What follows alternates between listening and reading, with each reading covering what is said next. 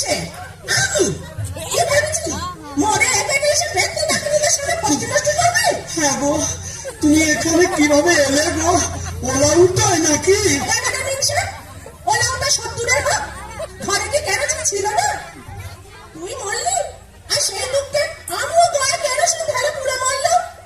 তুই না থাকলে কাকে আর ঝেঁটা মারবো বল? ও, পোর খেলে সোনার জোর বুঝবারে, তাই বোধহয় রংখানা এমন ফর্সাপানা হয়েছে। বলি হ্যাঁ গো, দাঁতটাও একটু নরম হয়েছে নাকি গো? নরম? হ্যাঁ। নরম কি গরম এক্ষুনি মালুম পাবি। কোথায় গেল রে আমার পাগলা কাটার ঝাঁটা?